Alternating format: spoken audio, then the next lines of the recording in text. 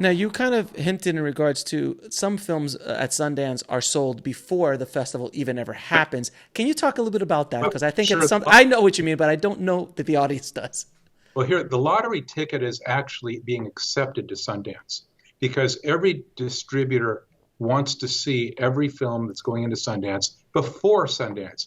When you hear about a deal being done at Sundance, I promise you, with all the lawyers involved and the complexities of cutting deals, they didn't do it at 2 o'clock in the morning. They celebrated a deal that was already done after the screening. They went to dinner and said, we have a deal. So what happens is the distribution companies frantically want to know what films are in Sundance. And the producers, along with their PR team or whoever is assisting them, as soon as they get that Sundance submission acceptance, they've contacted every distributor they know. This is going to be in Sundance. Do you want to see it? Nobody says no to that kind of screening. And it's pretty easy. Set up a couple screenings in a mid-morning, in LA, and everybody's seen it. So those deals are cut way in advance. Now, some may wait till the end. We're going to paper it, but we want to see the audience reaction. But really, for the most part, those are done.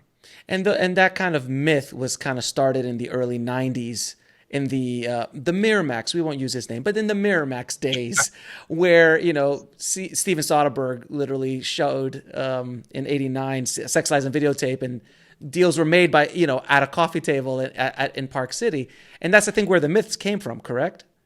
Yeah, and I don't know on any specific film whether the deal was after the Of screening or course. the deal was 3 weeks before, Hmm. but that kind of excitement about, the champagne flowing at 5 o'clock in the morning and everybody thrilled, and it's like the white pearly staircase came down from the clouds.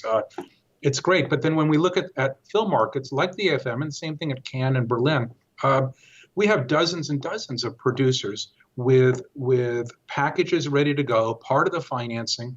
They need to sell certain countries to wrap out to get the rest of the dough to make the film. And they don't know if they have a green light coming into the FM and they have one coming out. And they're down at the bar at the end of the market celebrating, not that they got into a festival, but they locked their funding.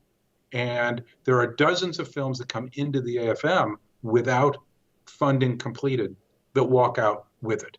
And so each of these events is different. Festivals are very different from markets, and I'm just sort of highlighting one of those differences.